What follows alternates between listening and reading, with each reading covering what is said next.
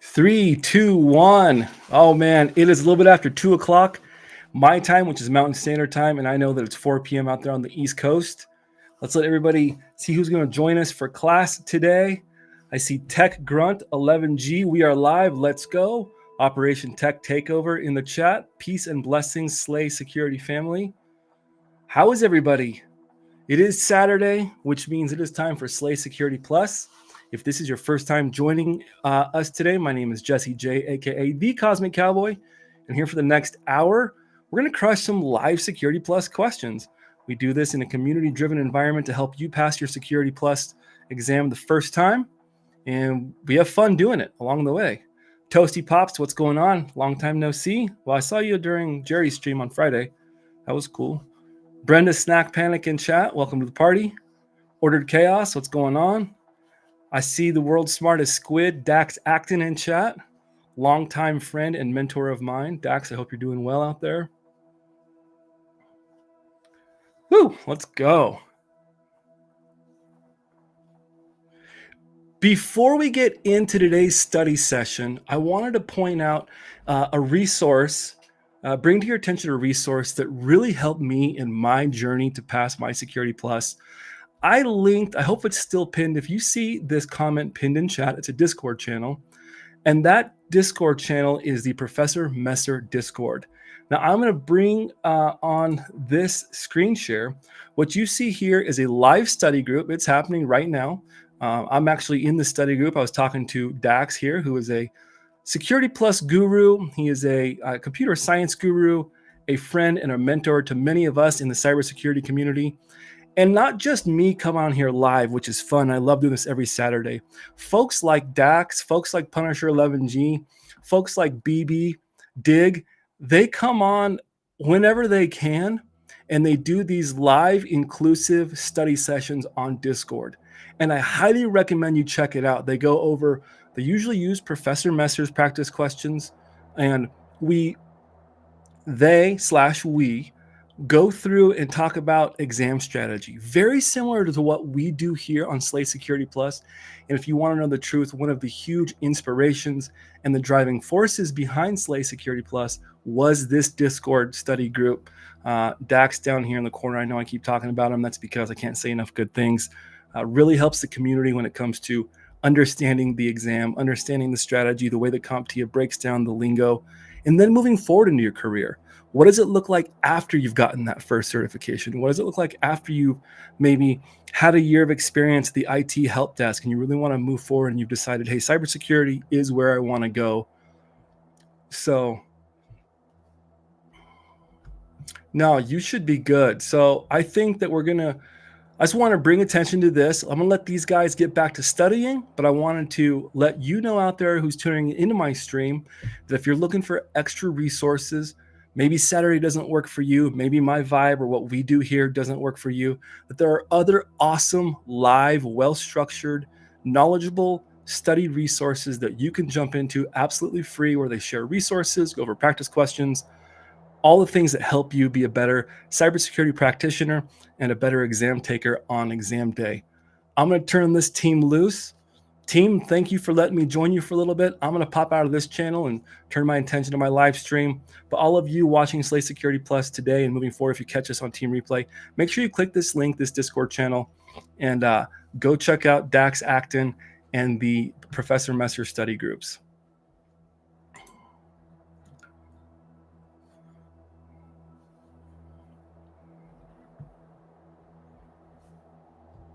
Heck yeah. Let's go. All right, team. Let's go.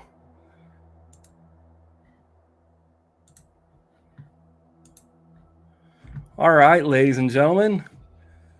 Lorena Mejia, I think that's either Lorena Mejia. I don't think it's Mejia, but I could be wrong. I bet it's Mejia. Sleepy Queen, what's going on? Welcome to the party. I see a few return students as well as some new faces. How is everyone? How's everybody's weekend? Somebody asked me how things are with the band. Things in the band are pretty good. We've got a practice tomorrow, and then we're playing 2 shows next weekend, one at a place called Warehouse 2565 here where I live, and then we've got an event at a winery. I enjoy playing live music. It's fun, but my real passion is outside of hanging out with my family and yard work. I really enjoy cybersecurity. It's just awesome, and I love it. Lorena says, I just gave a presentation as a career coach discussing cybersecurity pathways to tech students, faculty, and guests. Epic. That's awesome. There are some pathways out there, some better than others, but however it takes to get there, man, I think it's an awesome industry to be a part of. Hola, Gerbil72. ¿Cómo está?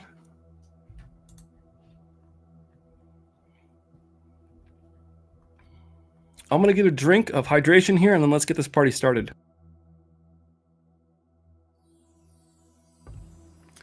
All right, let's go. Let's go. Let's go.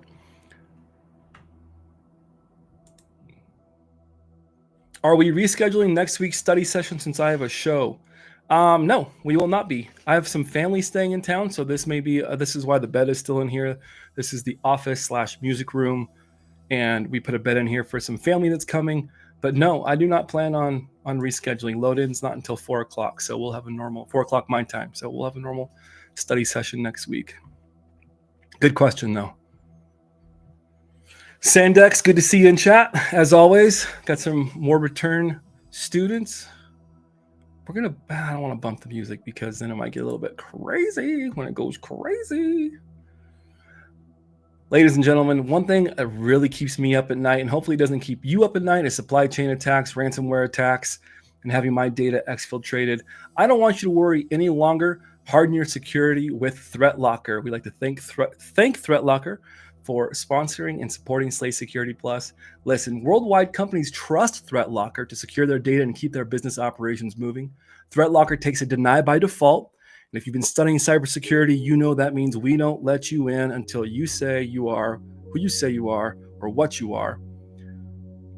And provides a full audit of every action, whether you allow it or it's blocked, for risk management and compliance. Their onboarding and their operation is fully supported by their US-based cyber hero support team. If you're interested, you want to give it a whirl, give it a ride, give it a rip, make sure you check out a free 30-day trial and see how ThreatLocker can help prevent ransomware and ensure compliance. Visit threatlocker.com. Let's go. As always, we start our study sessions with a PBQ. For some of you, this may be a return of a PBQ you've seen before on the channel. For others, it might be a first time going through it. So if you're going, well, what is a PBQ? What is a performance-based question? Is what PBQ stands for. Typically, the Security Plus exam consists of 90 questions, right? A maximum of 90 questions. 1 to 6 of those questions, so you could get 1 or you might get 6. 1 to 6 of those questions are what we call performance-based questions. And it's more of a practical, quote-unquote, hands-on approach to testing your security, your foundational security knowledge, cybersecurity knowledge. But more than anything, I like to look at these as glorified glorified multiple choice questions, right? Don't get too hung up on the question. Just know that they're giving you a scenario, then they're going to ask you to plug in the answers. Sometimes they're drag and drop. We saw that last week with the drag and drop question. Sometimes they're just drop down menus. Sometimes they're fill in the blanks. But basically, they're giving you a practical example of something in cybersecurity. Poner Joe, what's up, dude? Welcome. Austin Weaver, welcome to the party, pal. Got to get my Stream Deck rigged up so we can get professional up in here. So each PBQ will start with a scenario. You read the scenario thoroughly, and then after that, you'll kind of be let loose to answer the question. Let's get started. As a data systems security specialist for a healthcare institution involved in research, you must ensure the organization's adherence to security best practices in data sharing, specifically the institution's commitment to preserving patient confidentiality, requires obfuscating sensitive data before exchanging data with the research collaborators. Your primary role includes applying appropriate techniques to obfuscate specific data columns. This process will safeguard both personal identifiable information and personal health information, or PHI, yet ensure that the data remains functional for the research objectives. Points to note: while ensuring data security, it is imperative to retain the ability of research associates to assess the veracity of lab outcomes based on the employed testing procedures. Point number 2: researchers will analyze the precision of blood tests concerning diverse diagnostic outcomes, so data integrity is crucial. Okay, so if data integrity is crucial and we need to be able to use it, it means that we can't just go and encrypt everything, right? So they can't see the data. That would make no sense for a research purpose. Let's close this. Is that the scenario we're closing? Yep. Based on the scenario, use the checkboxes to finish the fields in each table that you should obfuscate, and the techniques that you can use to properly obfuscate the data. Use the drop-down selectors to rate the risk level associated with this data and the steps taken to mask it. Well, that could be an answer right there. BB in the house. What's up, BB? Welcome to the party, pal. Good to see you. Okay, so it looks like we've got this blood test, this mock blood test exam results that we need to properly obfuscate it so that we can send it out to a research company, but it needs to be functional. So we've got a name, a social security number, birthday, gender, the diagnosis. Looks like there's an email, some contacts. So we see a mixture of PII and a mixture of PII. Drop your answer in chat. The first question: identify the fields in each table that you should obfuscate. What do we think, team? Obliviron. SSN stands for Social Security Number.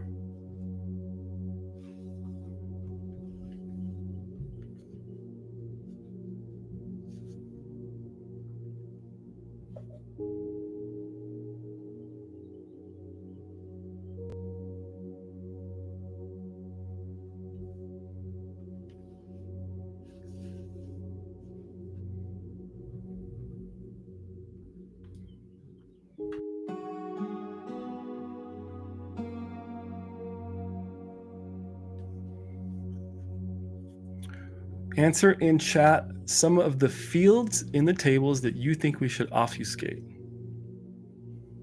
Well, for sure, Social Security number, right?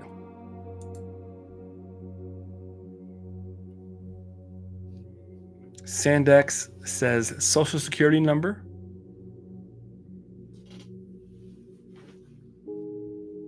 Result, birthday, and patient ID.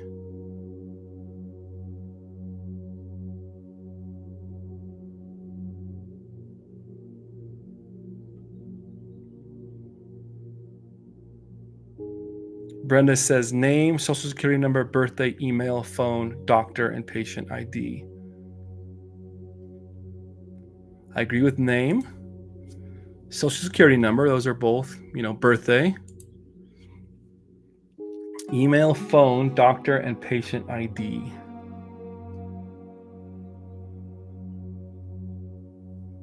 I don't think we care about the comments. Sandex says the result. Well, we don't want to mask the result because the researchers will need that result for their testing. Which I know it sounds backwards, well, you should mask that as well. But if they don't have that, remember, this information is going to go to a third-party research company.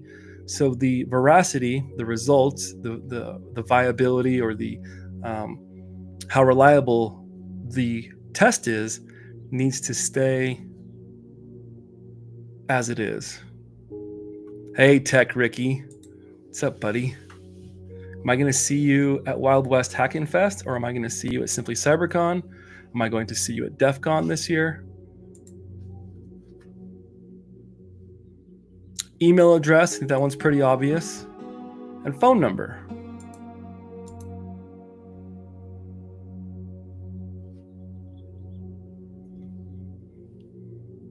We need to know what kind of test it is. We know it's a blood test. The date doesn't matter.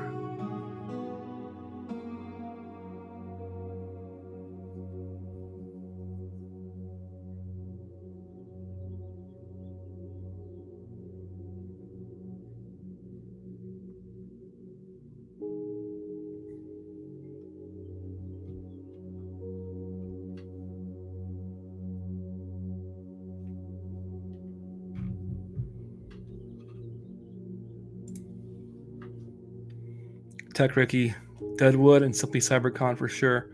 Sweet. Me too.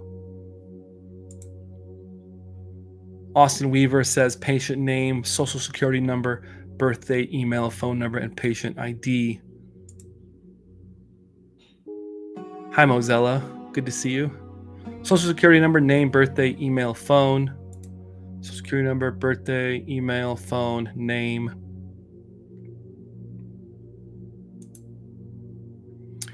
Probably the patient ID as well, don't we think? The company doesn't need to know it, I don't believe. They just need the result and what kind of test it was. And probably when it was taken. I don't even think they care about the doctor. They might want the doctor there, but if we're masking or obfuscating all the rest of the information, who the doctor is won't really, it's not personal identifiable information, and it's not personal health information, right? It's just who the doctor is, and that's probably going to be publicly available information anyways. Let's double check. As a data system security, you must ensure that the organization's adherence to security best practices and data sharing, specifically the institution's commitment to preserving patient confidentiality, requires obfuscating sensitive data before exchanging data with the research collaborators. Your primary role includes applying appropriate techniques to obfuscate specific data columns. This process will both guard personal identifiable information, PII, there's an acronym you're going to want to know, and personal health information, or PHI. There's another acronym you'll probably want to know. Yet ensuring that the data remains functional for research objectives. Precision of the blood tests. Integrity is crucial. Okay.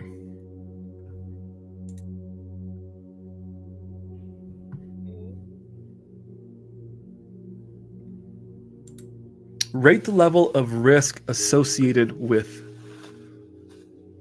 the selected fields. High, low, medium, or zero risk. Agent 57, welcome back to the party. Good to see you. Coming in live on Twitch, asking, how is everyone? I am well. Everybody here seems to be in pretty good spirits. We got a good crew today. We're just crushing this PBQ before we move on to some practice questions.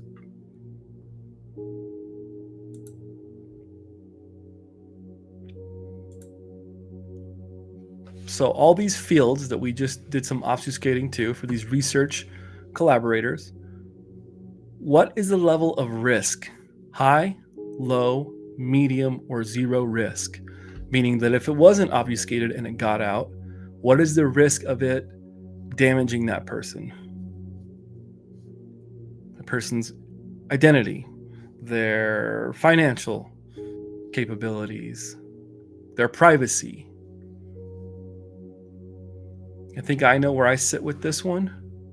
But let's see what the majority of classmates say today.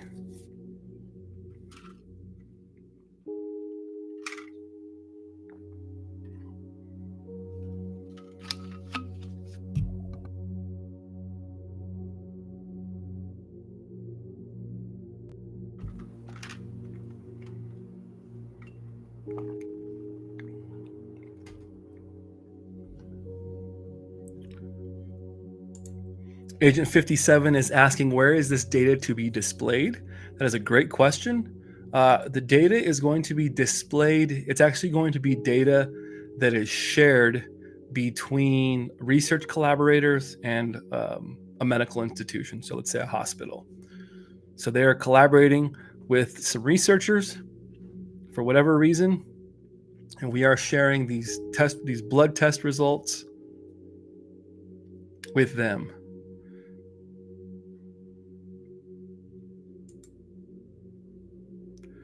Mozella McCoy Flowers from LinkedIn is saying a high level of risk. Sleepy Queen says it's a high level of risk.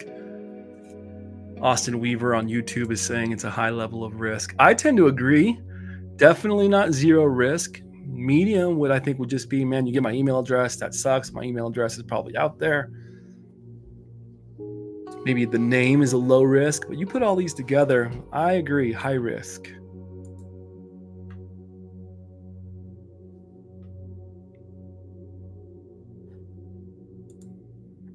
Toasty Pops bringing home the point that I think we were just getting at. High as a bundle, if exposed, some of the individual data fields could just be medium. Correct. I agree. Or even low. At this point in time, email addresses, phone numbers, names are so publicly available, birthdays, but you put it all together, and that's a pretty hefty ID. You correlate that with the patient ID. Moving on to component number 3 of this PBQ. Select the techniques that you can use to properly obfuscate the data. Tokening, masking, salting, or key stretching.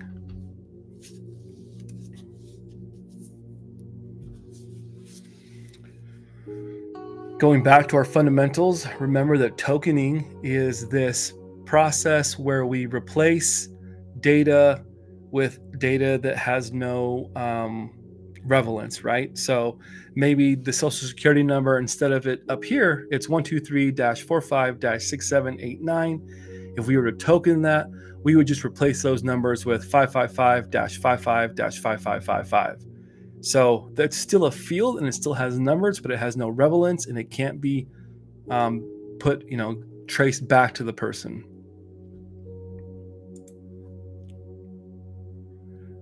Sandex says masking and salting.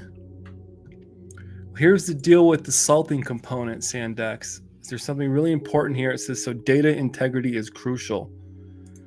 And so if you were to salt and then hash, right? So if we were to take this data, add a salt to it, which is random bits of data to change the hash on the other side, well, then we would be messing with the integrity of said data. So I don't believe that salting is an option. The idea of key stretching using prime numbers and an algorithm to make the indicated fields longer than they really are is another thing that would be interfering or tampering with the integrity of the data. Tokening, I think, is a viable option because we're replacing the data. So instead of Asha Patel at example.com, maybe we just put Bob Jones at example.com. You're welcome, Sandex.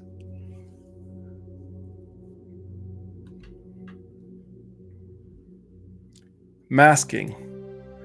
Masking is where we just block out part of it. So we black out the 4, 5, 6, 7, 8, 9, 10, and all I can see is the first 3 numbers. We take out everything except for maybe just the first initial. So it's completely unusable.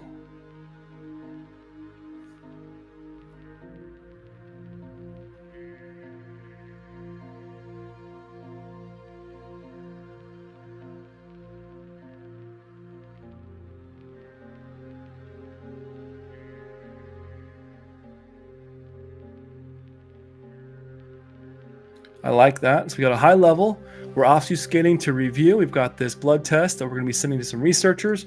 We want to protect the privacy of the PII, so personal identifiable information, and we want to protect the privacy and the integrity of the PHI while also making the data usable for research purposes. So they need to have the blood test, probably the date it was taken, the result, maybe the doctor to have a conversation with them. Comments, there is no additional comments. There's nothing there to mask. We want to obfuscate or hide patient name, social security number, birthday, email address, phone number, and patient ID. We think that the risk level associated with the selected fields is high, and the techniques that we're going to use to properly obfuscate the data is tokening and masking, as Mozilla coming in live on LinkedIn says. I tend to agree. You think we should send it, fam? What do we think?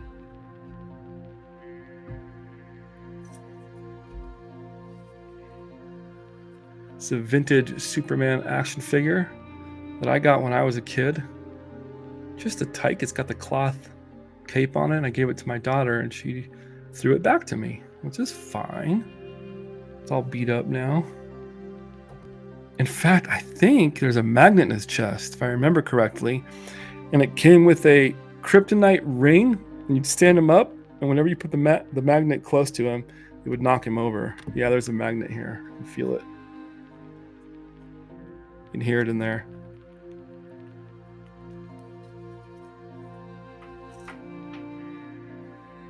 All right, let's send it. Let's go, team. 100%, 16 out of 16 points correctly.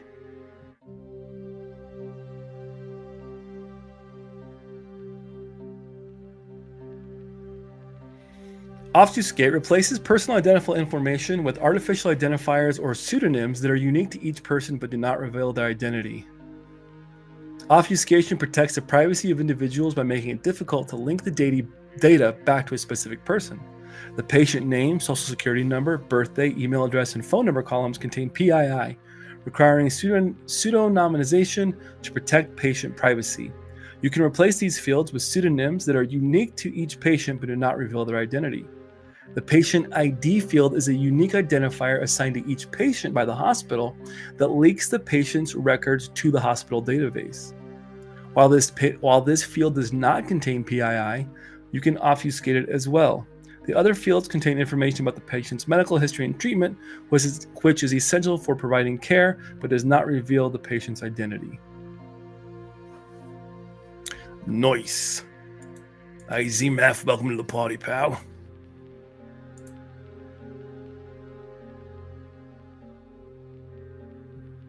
So we got some people saying, what's up? ZMF is saying, yo, what's up, dude, from Agent 57. See, look at this community. This is what I'm talking about. All right, good job, team. Let's jump into some practice questions. I reset. We're going to start from 0. We got a few people that are joining for the first time. I think it's good to go back to our fundamentals. So we're going to jump right into summarizing the fundamental concept security.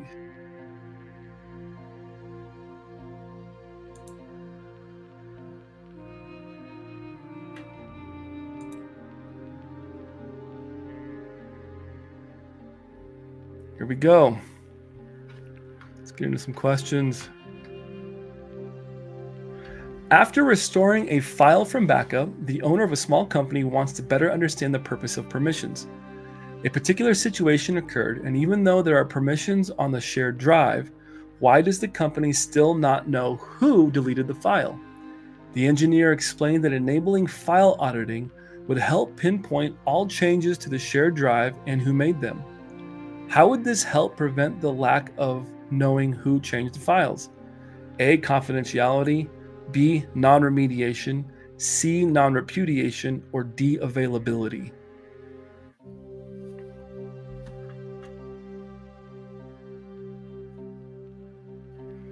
So we got a company after restoring a file from backup. That's great. They took solid backups. An owner of a small company wants to better understand the purpose of permissions. There was a particular situation, and even though there are permissions on the shared drive, there was a file that was deleted, and we don't know who deleted the file. So who did the action? Now, why would enabling file auditing help pinpoint all changes to the shared drive and who made them? Do we think A, confidentiality, B, non-remediation, C, non-repudiation, or D, availability? Agent 57 and Sandex almost answering immediately with answer number C. Brenda Snack Panic coming in hot with the number C as well. Moselle McCoy Flowers coming in hot on LinkedIn. Also says C. Sleepy Queen says C. Austin Weaver is going with non-repudiation. Good job, team. I tend to agree. One thing when you take this test, if you're studying for it yourself, after you've read through the question, however many times or however thoroughly that you need to so that you understand exactly what CompTIA is asking you in the question, the next thing that I highly recommend, hey Midori K, welcome to the party. The next thing I highly recommend is that you go through and as you're reading the question, maybe come up with a couple possible answers, start already narrowing it down in sections, right? So you see there's permissions, like, okay, we're talking to access controls, and then we see auditing, which we know that file auditing is to tell who or what made a change. How would this prevent the lack of knowing who changed a file, right? So the next thing we want to do when we get to it is we want to take out a couple answers as quickly as possible and limit them, right? This process of elimination. Well, how would availability have anything to do with auditing or tracking down who made the change? Well, it doesn't. So that's probably not a good answer. Confidentiality. Well, it's important to keep our data confidential. Hence the reason that we've got permissions on the shared drive, so only the authorized systems or people can access those files on the shared drive. But we're trying to audit who did it, right? So we want to take off that one because I don't think that's an answer either. Non-remediation. Well, remediation means to fix. Non-remediation means to not fix. So that's just a red herring because it looks like our correct answer, which is non-repudiation. And as you're studying for your cybersecurity knowledge and exam and just getting better in the field, we know that non-repudiation means that a person or a system cannot deny doing an action. So file auditing, if this company had file auditing enabled and Carl in accounting deleted the file, we could say, Carl in accounting, you signed in on your machine and at 3:55 p.m., you deleted this file. No, I didn't. Well, you're the only one that can get into your machine outside of a breach or compromised credentials. We don't think that happened, so it was you, right? Correct.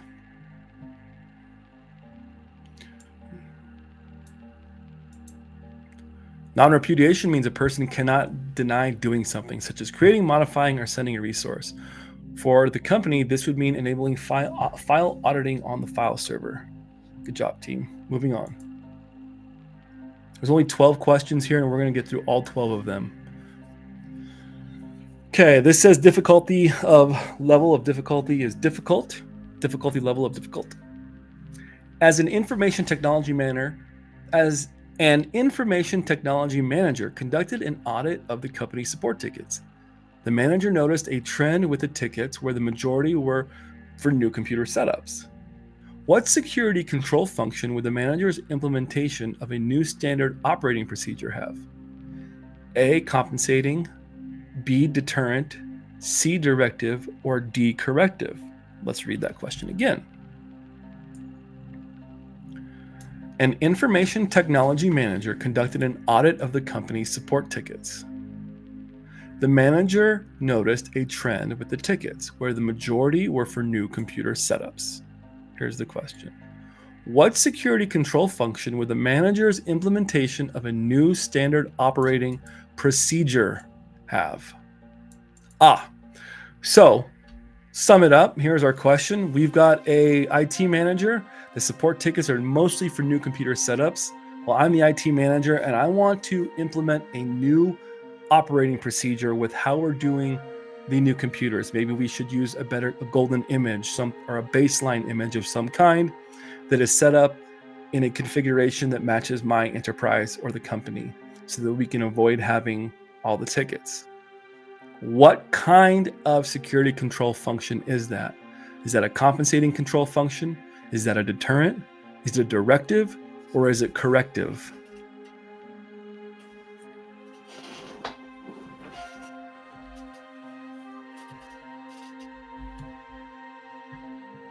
As I'm reading the question, there's a couple key words to me that stand out if I were taking the exam. It's manager and procedure, operating procedure, SOP.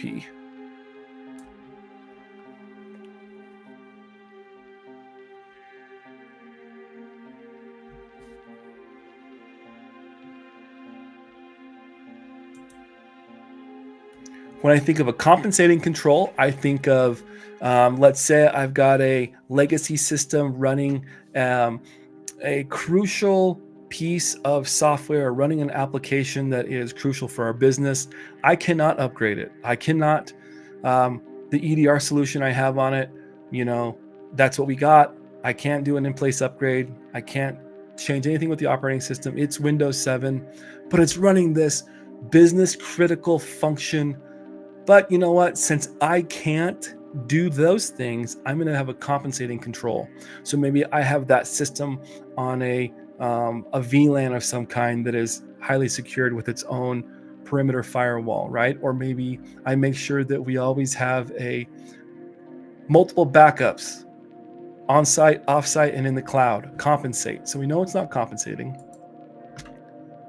A deterrent, we know that a deterrent is something that gets people to go, oh, I shouldn't be here. Maybe it's the warning on a landing page. This, confidential, go away if you're not the authorized user.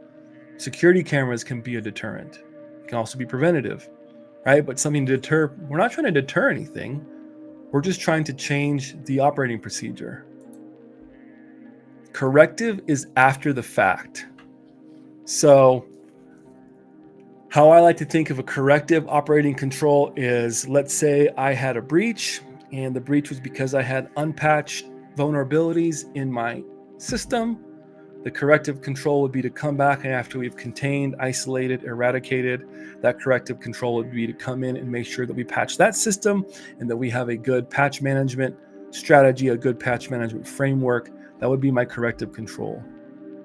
The key thing I want you to take home with you is this manager's implementation of a new security operating procedure. When I see a standard operating procedure, I think a directive. That's what kind of security control I think. Let's see what happens. There we go. A directive control enforces rule of behavior such as policy, best standard practice, or standard operating procedures. Let's look at the wrong answers. A compensating controls or substitute for a principal control as recommended by security standard and afford the same level, they afford the same or better of protection. However, they use a different methodology or technology. Deterrent controls may not physically or logically prevent access, but they're psychologically discourage an attacker from attempting intrusion. Deterrent and controls could include signs and warnings of legal penalties against trespass or intrusion. And then a corrective control eliminate or reduce the impact of a security policy violation. The key thing to remember is that a corrective security control happens after the attack. It's always after. We're correcting something that has already taken place. Let's go. Moving on. Good job, team. Exactly, Agent 57. Corrective is after the attack. Mozilla says the same thing. SOP stood out in that previous question, standard operating procedure. Next question. After a recent server outage, the companies discovered an employee accidentally unplugged the power cable from a server housed in an unsecured closet. What security control did the company lack that led to the server outage? A, managerial, B, technical, C, operational, or D, physical?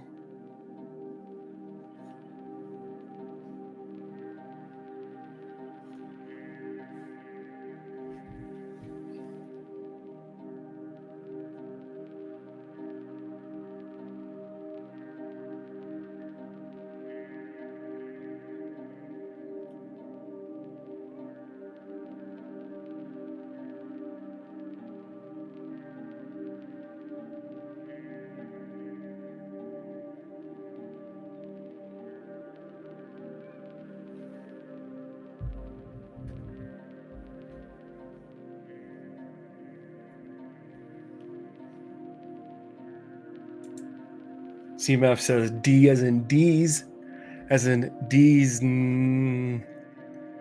water.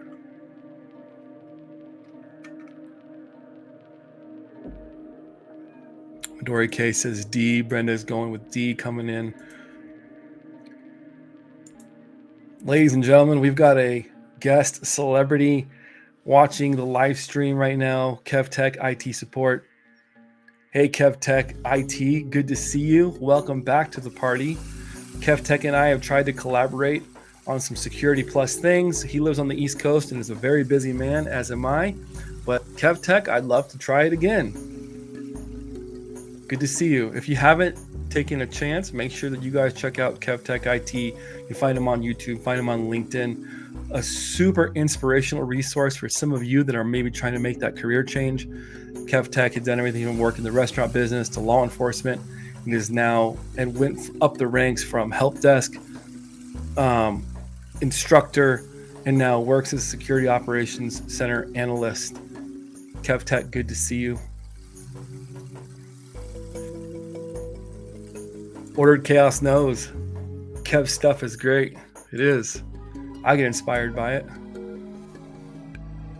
All right, let's go over what kind of controls. Remember that process of elimination. We've read the question. We have an idea in our head, and now maybe we see the answers pop up as we're taking the exam. Let's go through some that maybe don't meet, right? Well, we're not looking for, we don't see anything coming from a top-down policy. We don't see anything that has to do with day-to-day, so I don't believe managerial. Now remember, technical is things that you can touch, so hardware, or it's things that are software, right? So things that you can touch or that you can interact with in a digital world. So our technical controls are going to be hardware, software. Looks like we have a few takers. Looks like Operation Tech Takeover is saying at KevTech IT. IT support, a fundamental course is amazing, awesome. Sleepy Queen coming in hot. I'm taking KevTech IT support, IT help desk course. That's what I love to see. This is such an awesome community. So we know it's not managerial. Well, while it is a piece of hardware because the company described an unplugged power cable, we're not looking at a technical control, right? We're not looking at a firewall or some software that is controlling a firewall. We're just talking about something else. What are we talking about? We've got an unsecured closet, accidentally unplugged a power cable from a server housed in an unsecured closet. This unsecured closet part tells me that we're looking at something physical. Maybe the day-to-day operations, but should this employee even been discovered an employee accidentally unplugged the power cable from a server housed in an unsecured closet? As I'm reading the question and I'm looking for keywords, this unsecured closet, server room, server closet tells me that it should be secured. And whenever we're talking about locks, bollards, doors, physical access controls, we are talking about a physical access control method. That's what I'm going with. Let's send it, making sure my kids aren't being too crazy. Oh, it's my background. Oh, it's the neighbor kids. Okay, good. So going back to the question, I believe it's physical as well. Let's send it. Yep. Boom. Boom. Physical controls such as alarms, gateways, locks, lighting, and security cameras deter and detect access to premises. Let's look at the wrong answers, because a lot of times you get a lot of insight when you're studying from understanding why you got the question wrong, going back and studying those deficiencies. I cannot, and I get on the soapbox almost every live stream, do a practice test. The first thing you do before you take the exam, no matter what phase of your studying you're at, is take a gall darn rootin' tootin' practice test. The Professor Messer ones are the closest to the real thing. If you need a copy of those and you are having some financial trouble, I know they're $30, but for some of us, $30 might as well be 30 million. Reach out to me. We've got some donors and some people who have donated to the Security Plus Foundation that would be happy to buy you those practice tests, the Professor Messer practice exams. Reach out to me and we'll make sure you get a copy of those absolutely free. You don't have to pay a penny. I find his practice tests are the closest to the real deal. What we're doing today are practice questions. They're really to keep your mind focused on the Security Plus material, but I wouldn't call these necessarily practice test questions. They're just practice questions. They're quiz questions.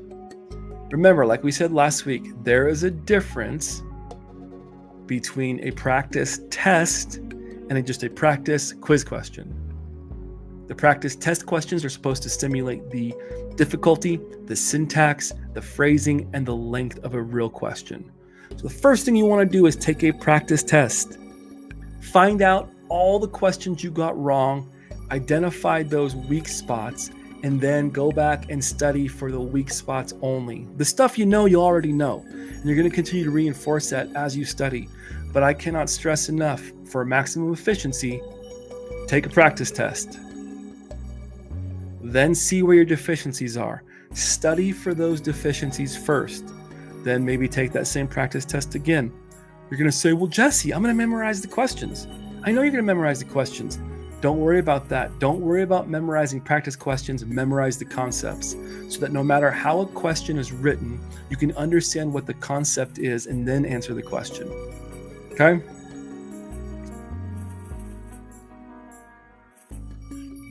So take a practice test, practice those weak spots, then go back, take another test or the same one or mix them up. If you get the Professor Mester 3-pack, or maybe you've got the Dion stuff, which I don't think is super close, but Dion does a good job making them a little more difficult to kind of trip you up, to force you to pull out the concepts. For maximum efficiency, I cannot stress the Professor Mester stuff enough, which we're going to get into today. Go back, take that practice test, figure out what you got wrong, and then go through, study the deficiencies, take another practice test, and you're going to continue to improve. You're going to watch those deficiencies get less and less. And then you're going to get to a spot where you're like, holy smokes, I got like a 95 on this practice test. Probably a good sign you're ready to take the real deal. I'll remember to do this as I failed my test on Wednesday. Mozilla, I failed TCM Security's PNPT test. I was studying to be a red teamer and I failed that test twice, right? We all fail. You know what? I don't believe that failure is a real thing. I just feel like we go back and it makes us stronger to go back and learn how to do it a different way. Failure is part of the process. You learn more from failure than you do from success. While I'm bummed for you because I know the feeling when I failed tests in my life, I know that you're going to come back and you're going to absolutely slay it the next time.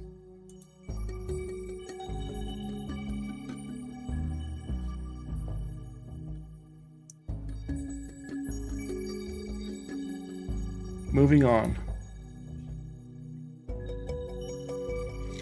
A newly hired Chief Information Security Officer, or CISO, there's an acronym, is implementing the National Institute of Standards and Technology NIST cybersecurity framework. What first function would help the CISO better develop the company's security policies, such as Acceptable Use Policy, or AUP, and build out recommendations for security controls? A, protect, B, identify, C, detect, or D, respond?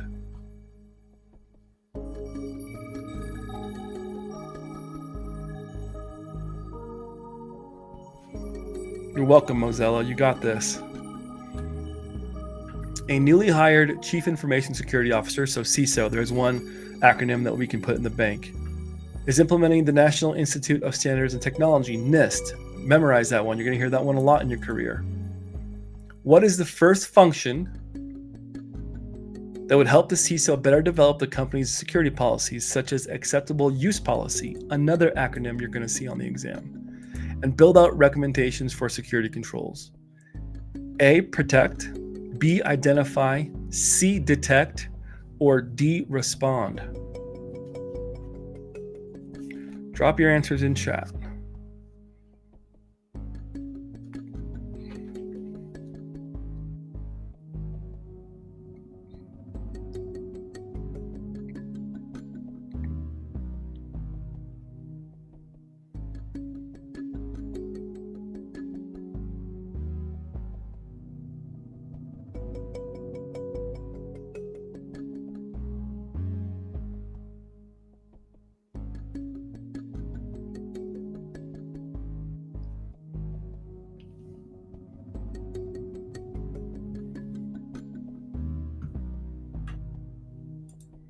CMF going with B, identify. Sondex going with identify. Looks like you're playing guitar in that picture. Epic. I also enjoy guitars very much. KevTech IT support says B, identify.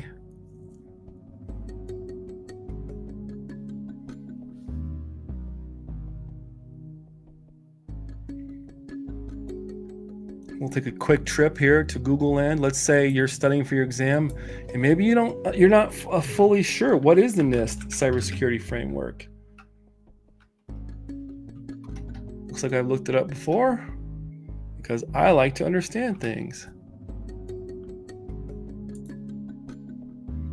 Cybersecurity framework. Now remember, this comes from, well, this is not an incident response, right? This is not an incident response framework. This is just a basic framework to help you better secure. It's just a place to start. Well, what's the first thing we need to do? First thing we need to do is identify. We need to understand our asset management, the business environment, the governance. What is their appetite for risk like? Risk assessments, risk management.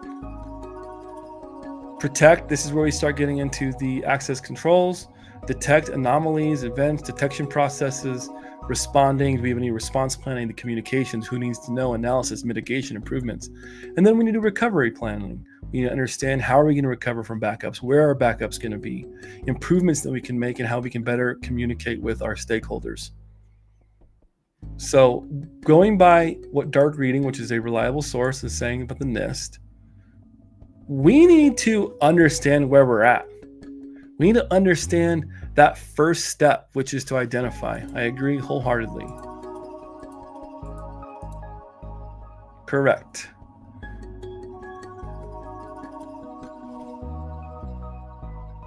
I'll link this in chat for some of you, and then you can take that with you to the bank.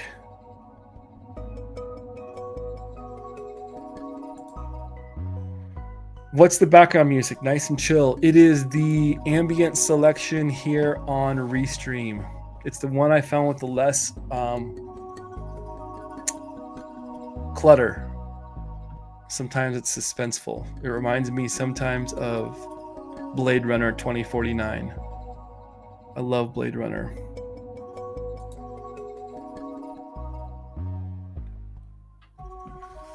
All right, let's go. After a server outage due to a security breach, a company has taken several steps to recover from the incident. They have restored critical data from the latest backups and applied urgent security patches to address the exploited vulnerabilities.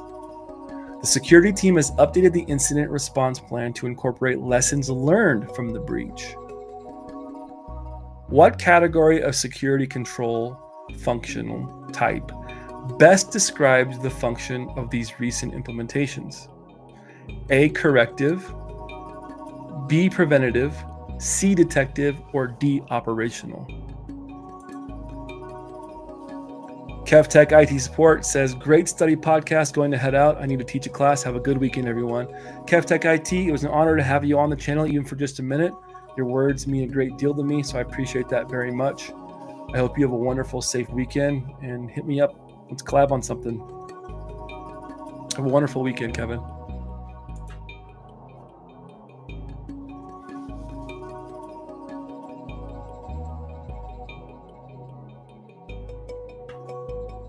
Right, you guys are picking up, class. Here's the key word: after a server outage, due to a security breach. So we had a security breach, and then it sounds like a DDoS attack or denial of service attacks of some kind. But now we've recovered, right? It's post-incident. We've restored the critical data from the latest backups. Let's go. We applied security patches because it looks like there were some vulnerabilities due to poor patch management. And now we've applied those patches. We've updated the incident response plan.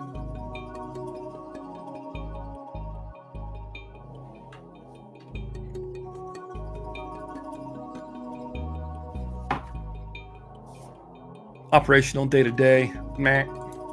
Detective, that's before the fact. This is after the fact, meh. Preventative, also before the fact. We want to prevent it from happening, meh. The only answer here, while this says best, maybe operational would get you partial credit on the exam, because then you're thinking, okay, operational, day-to-day, maybe we can improve our security posture with some of these day-to-day approaches. Preventative and detective, maybe you could get partial credit for some of these answers. But to me, this key word is after the server outage, we have taken corrective steps.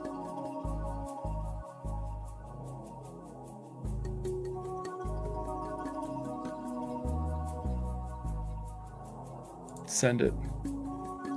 Let's go. Corrective controls eliminate or reduce the impact of a security policy violation. A corrective control occurs after an attack. In this scenario, these actions aim to directly assess the damage caused by the outage and improve the recovery process. Remember that preventative controls eliminate or reduce the likelihood that an attack can be successful. The company implements this control to avert potential incident from occurring. Now, detective controls may not prevent or deter, but they'll identify and record an attempted or a successful intrusion. A security camera or an IDS, intrusion detection system, would be a detective control. And then always remember this. This is CompTIA giving you a little bit of an insight. Operational controls involve people. So there's something to start to, if you're taking notes, write down operational equals people, day to day, security guards, training programs. Operational, day to day, and involves people. So there's a little takeaway for your test. Moving on. After implementing the NIST cybersecurity framework, which we just looked at, the Chief Information Officer is assessing the company's security posture to identify deficiencies from the framework's recommendations. What process can the CISO run to get a better sense of what the company needs to improve on? A, implement a business continuity plan. B, perform a penetration test. C, implement a disaster recovery plan. Or D, perform a gap analysis.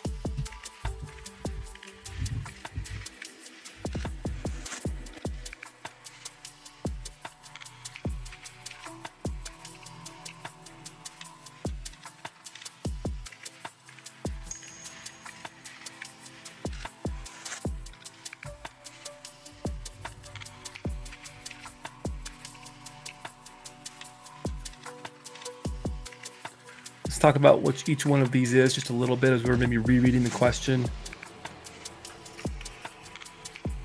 So you're studying for your exam, you're just getting here, like, what are we talking about here? Well, we've got a company, I'm the CISO, and I want to see the security posture of where my company is at.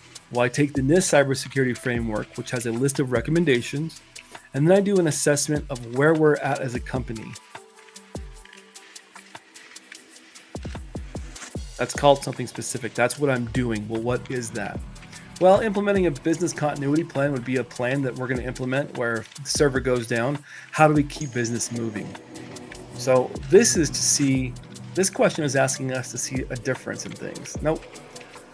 A pen test is something we might want to do after we've done what the question is asking us, but not quite there yet. And we want to implement a disaster recovery plan. Well, I think that's going to be recommended in the cybersecurity framework. All of these are going to be, but we don't have that. We don't even know if we have a disaster recovery plan. So what do we need? I'm like Sleepy Queen. I'm kind of on the same fence as Coding Crypto Fitness, Brenda Snack Panic, Midori K, Austin Weaver, Sandex, Oblivion, and Mozilla. Oblivion. I like that name. It's probably referencing something that I don't get, but I still like it. Right, a gap analysis. We want to see what is in the gap. What are we missing? What is the recommendations? What do we have? What are we missing? How do we fix it? Send it. That's the correct answer. Good job, team. Gap analysis.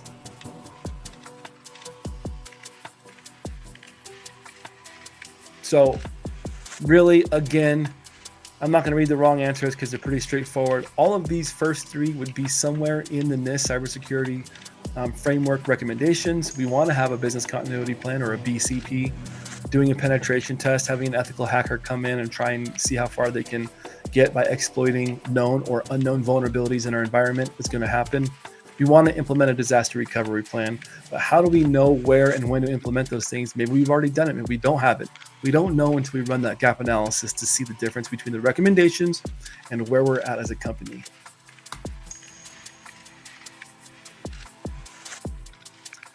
A little break from what they call difficult questions. After a company hires a new CISO or Chief Information Security Officer, the CEO requests the CISO hire staff for the new team. The purview of the new team will be for monitoring and protecting critical information assets throughout the company. What best describes the location of this new team within the structure of this company? We're talking about a SOC or a Security Operations Center. We're talking about a NOC or a Network Operations Center, talking about a help desk, Or are we talking about an MSP or a managed services provider?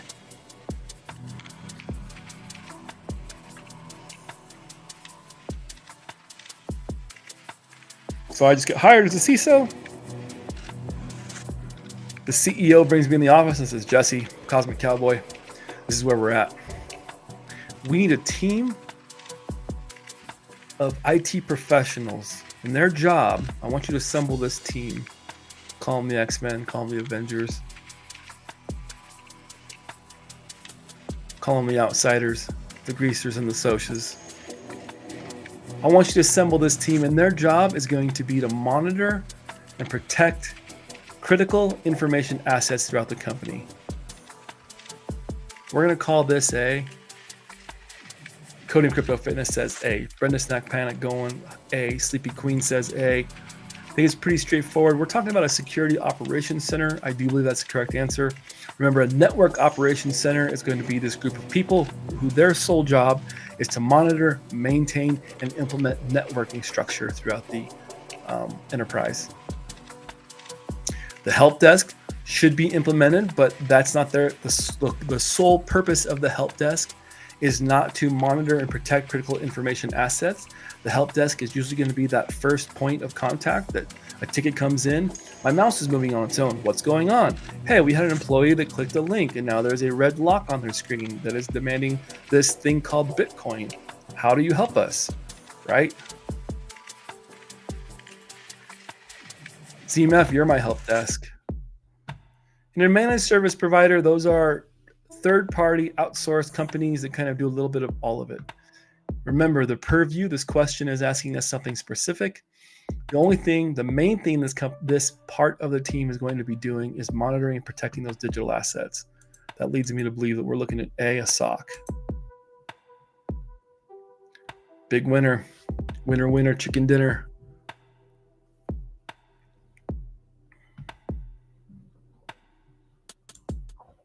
Moving on. A medium-sized mechanical engineering firm wants to better define the account creation process during the onboarding of new hires. It is looking to ensure that the new hires have the right programs, file permissions, and security controls implemented ahead of time through automation. What modern access control implementation would aid the company's account creation process?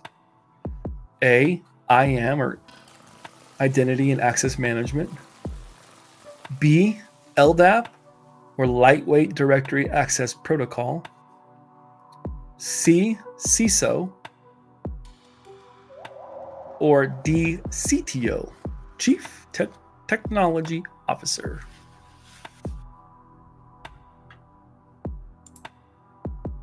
Gerbil72 said, I used to work in a SOC, but the SOC stood for Systems Operations Center, not Security Operations Center. Was this company you worked for, are you talking in the specifics of the IT realm, or was this just like not an IT type company? What was the industry? And the reason I ask is because whenever you're taking this exam, anything the question is asking is going to be focused on enterprise cybersecurity. So you have to answer every question or process and think about these questions through the lens of cybersecurity. And then just commit that to memory, that typically SOC means, at least I think mostly in the US, a SOC typically means Security Operations Center. But I could totally see where SOC stood for System Operations Center.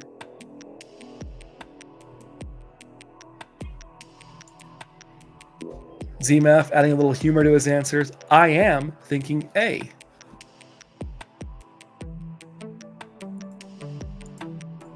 Gerbil, it was a communications company that provided video, telephone, and internet. So it could be, I totally see why they'd call it their SOC, a Systems Operations Center. That makes complete sense. For the majority of SOCs, at least in the cybersecurity world, we know that as a Security Operations Center.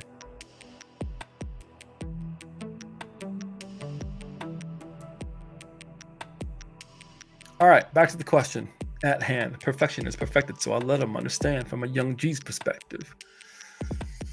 Okay. We've got new hires. We're looking to ensure that the new hires have the right programs, file permissions, security controls completed ahead of time through automation. What modern access control implementation would aid in the company's account creation process? All right, team, let's go through that process of elimination.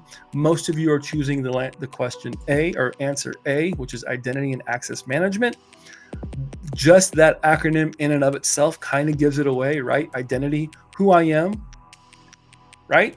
And then the access management part, well, who I am and what authority and authorizations and access to various systems, files, what do I have access to? Remember that LDAP is the Lightweight Directory Access Protocol. In our case, typically that's going to be Windows Active Directory for most enterprises, right? You can think of that as the phone book of the enterprise, which controls, identifies systems, people, computers, and then through that we can assign different levels of permissions. Lightweight directory access. CISO is our Chief Information Security Officer, not a viable answer. And then the CTO. Now, while both of these people may be in charge of a component of that, the process in and of itself, I believe, like many of you here today, identity and access management. Boom.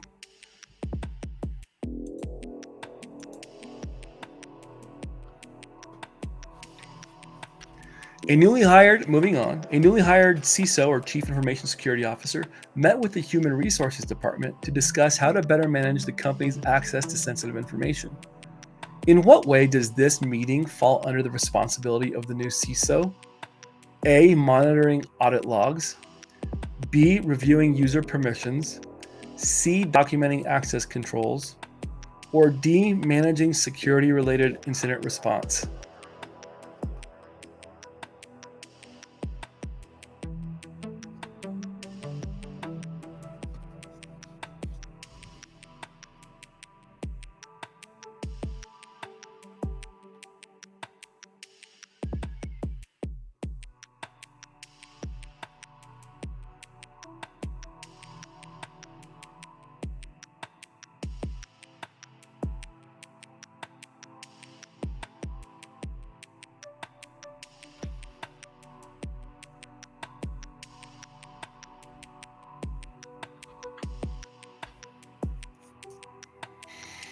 How to better manage the company's access to sensitive information. So I'm meeting with the HR person. So I put myself on the CISO and I'm meeting with Kylie from HR. Kylie, we need to review when we get a new employee or some of our employees, what level of permissions do they get? How do we determine what sensitive information they can see? Well, Jess, let's go over the onboarding process. Oh, everybody is given an admin account. Okay, well, that doesn't work. Yeah, documenting access controls. I think that's going to fall into reviewing user permissions. I think could be C. It's either C or B. Monitoring audit logs, again, will be part of that. Managing security-related incident response, typically doesn't have anything to do with HR. Now, we may want to contact them as a stakeholder if they're on our list of contacts. If there ever is an incident. But in this case, we're talking about how to manage the company's access to sensitive information.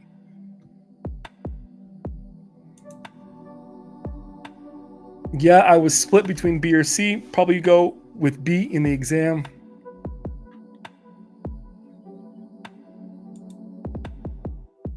You get admin and you get admin. Everybody gets admin. You get an admin. You get an admin.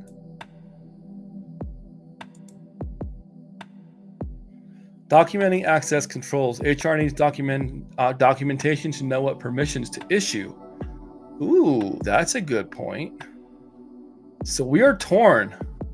We're getting close to the end of our exam, or this batch of questions, and we're hung up on this. Between B and C, of the two, discuss how to better manage reviewing user permissions, documenting access controls. Reviewing user permissions, documenting access controls.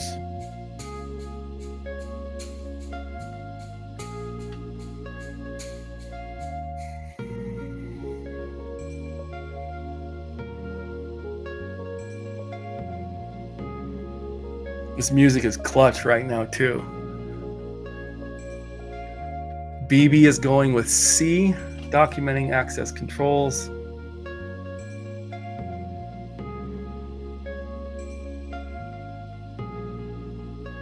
B, reviewing user permissions.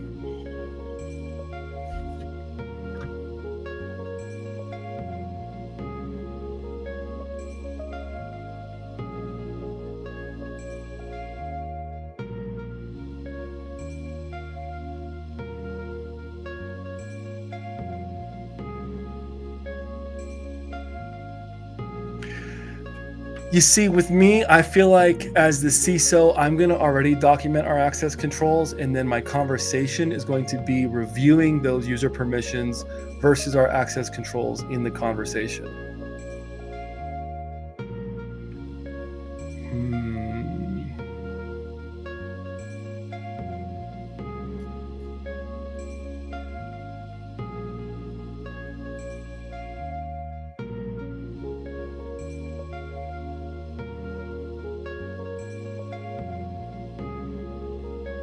I'm going to discuss I'm going to meet with HR and say, well, what does our processes look like? I feel like that's reviewing. Gerbil 72, to better manage pushes me to B for reviewing user permissions. I agree. This better manage part goes with B, and I've been wrong before. I didn't get 100% on the test when I took it. I think I got a 775 out of 750. In my head, I'm like, I hope I get 900 or whatever the top score is. I think I got a 770. I think passing a 750, I think I got a 775. So just a little bit better than passing. Gerbil 72, I'm going to go with you. We're going to go with B and see what we see. No pun intended, even though it's a choice. I hope it's not the wrong one. I don't want to lose my voice. BB says, what? Oh, now, what does BB say? B seems like it's not that important for a CISO to do. Yeah, but I'm reviewing these permissions with HR.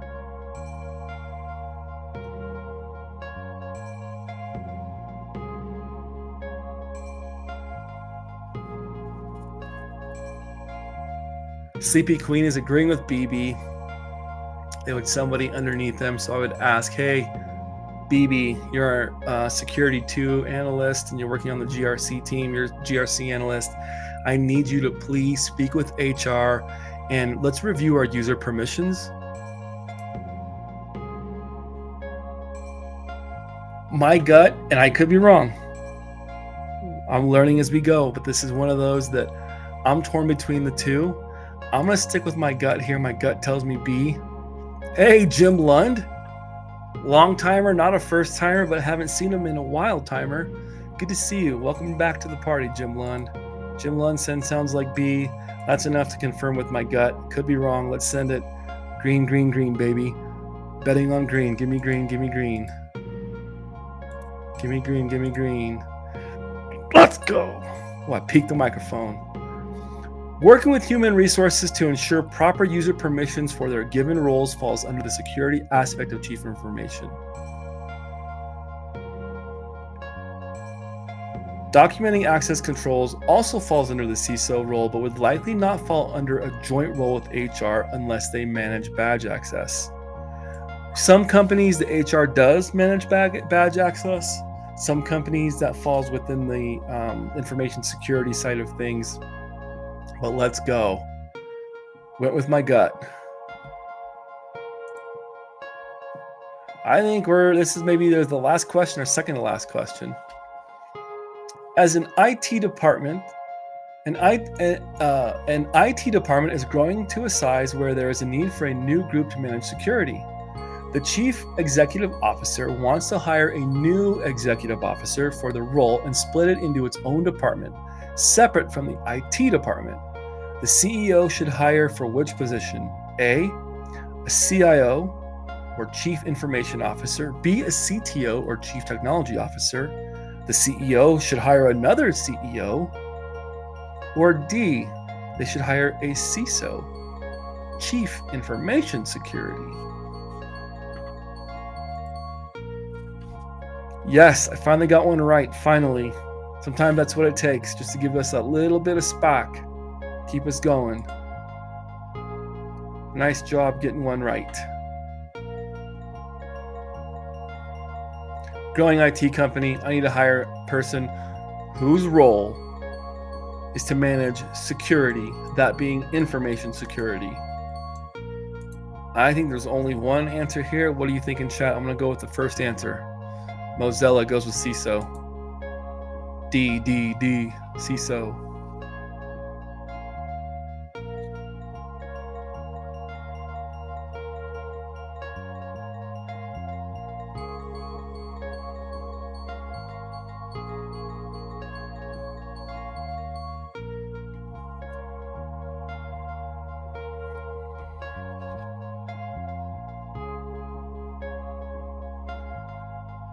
Gotta be CISO, right? I think so too. BB in chat is saying answer A, a certified, wow. Chief Information Officer. The thing that gets me is needed for a new group to manage security. That word security pushes me towards the CISO role. We need a Chief Information Security Officer.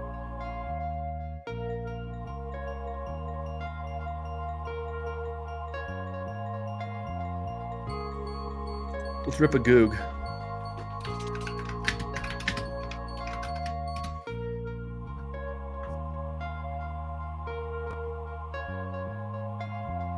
The CIO, or Chief Information Officer, focuses on managing an organization's IT infrastructure and aligning technology with business goals, while the CISO focuses on protecting digital assets and ensuring compliance with security policies, which really is what this question is asking us. I'm going to roll with CISO. Boom. Correct.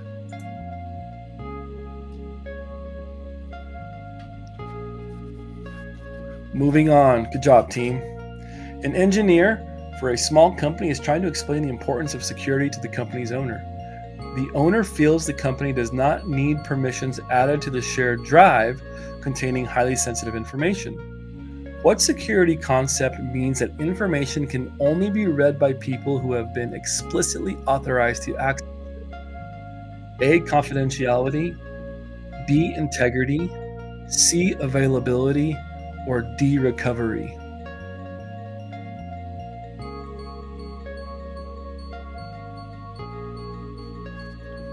BB, now you're just messing with me, aren't you? There is no option F. Unless you meant a different kind of F.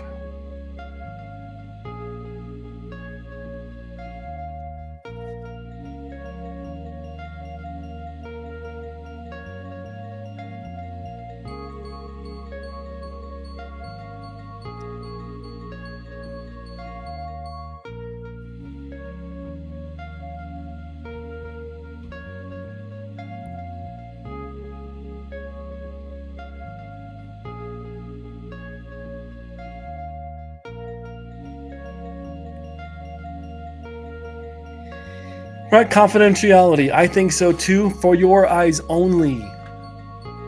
Integrity means that the information or data is kept integral the way that it was before, without being changed or modified or tampered with. So we know it's not, because they're not talking about changing or modifying. They're talking information that can only be read by people who have been authorized to access it. Well, the data is already there, so we're assuring that it's available. The recovery piece, forget about it. Forget about what, ZMF? The recovery piece has to do with if we're ever popped, we're breached, we're pwned, how do we recover? This question is asking us what concept in cybersecurity has to do with information can only be read by people who have been explicitly authorized to access it. When I see that, I think confidentiality. It's meant confidential only for certain people who are allowed to read it. That's what I'm going to go with. Let's send it. Correct. Bingo. Moving on. We slayed it today, team. I know that term gets used a lot, or was used a lot. I've been saying slay long before it was a TikTok term. You slay a dragon. You slay the exam. You slay that hill when you go to shred it going snowboarding. Been saying that for a long time. I think as a team class, we absolutely slayed this study session concerning fundamentals. We're getting close to the end here. This is probably the last question. I said that before, but I really think this is the last question. Let's go for 100%, team. What component of modern access controls determines what rights a user should have on each resource? A, authentication, B, authorization, C, identification, or D, accounting?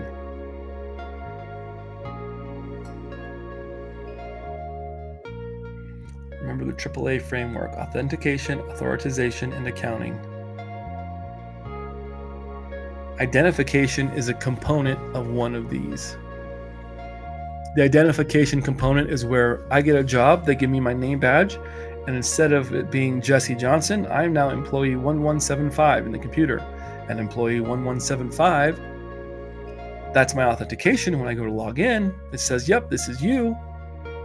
Well, I want to access this file. Employee 1175 has what? All right, everyone's just flooding it. B. Authorization. Remember, authentication is proving that you are who you say you are after this process of identification. So those two kind of go hand in hand.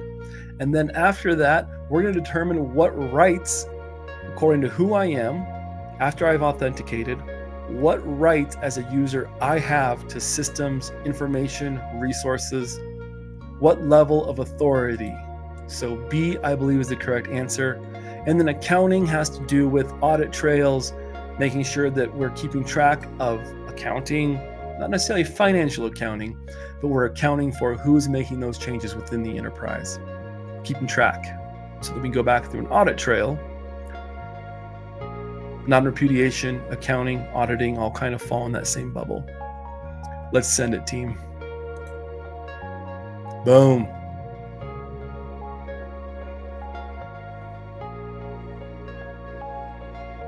Doesn't get any prettier than that, team. We are correct. 100%. Let's go. So we're starting over in our Security Plus question series from the CompTIA Security Plus Cert Master series.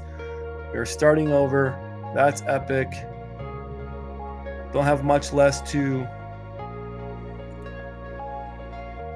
Starting off strong. Next week, we're going to go into lesson 2, which is going to be comparing threat types. We're going to go through these in order moving forward. So we just finished lesson 1, summarizing fundamental security concepts. That's right. We got a smart crowd here tonight going over those fundamental skills and understanding the basics of cybersecurity at a fundamental level. I messed up. I hate making promises I can't keep. I said we go into some Professor Messer, but my voice is going. I think we've done enough studying to earn ourselves a break. That's going to wrap it up for today's study session. How do I get this practice test to try on my own? Gerbil72, unfortunately, CompTIA they are kind of stingy. This is the CompTIA Cert Master Learn. It's like $500. I think that if you get the Professor Messer questions, they're equally as good, if not better. It's not quite as sexy as of a user interface, but the questions and the concepts are all there. If you are interested, just Google CompTIA Cert Master Learn, and you can get a copy of these as well. There's the PBQs, flashcards, and then the practice test. Mozilla says, how do you reach out to me for the Professor Messer material? Mozilla, find me on LinkedIn. I believe you and I are already connected. Just shoot me a message. Don't message the Slay Security Plus because I'm really terrible at responding to it. I'm trying to get better at it. I've missed a few crucial conversations there, which makes me feel terrible. Reach out to me personally. Jesse Johnson, you can find me, aka the Cosmic Cowboy. Or just go ahead and DM the Slay Security Plus LinkedIn, and I'll make sure and check that in the next couple of days. ZMF says, damn right, buddy. They slayed it tonight. Yeah, we did. Oblivion, the next session will be next Friday. Next Friday is my daughter's birthday.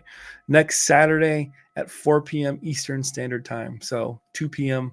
Mountain, same time, same bat channel. It'll be an hour-long one because then I got to skip off to the venue to load up musical gear. We're playing a concert next week, but we'll be here. We'll be here at 2 p.m. Mountain Time, 4 p.m. Eastern. All right, team. That wraps it up for me. My name is Jesse J, aka the Cosmic Cowboy, and you guys are all Slay Security Plus. You're what makes it up. Remember, check out that pinned comment for the Professor Messer Discord. There's awesome resources in there, as well as really cool people like Dax, BB, and a few others that joined us tonight. They've got an awesome, kind of a random, but there's lots of study sessions going on. Brenda, Snack Panic, great study session. Thanks, Jesse and everyone. Hope you all have a great weekend. I agree. I hope you guys have a great weekend. And until next time we see each other, take care of each other and stay secure.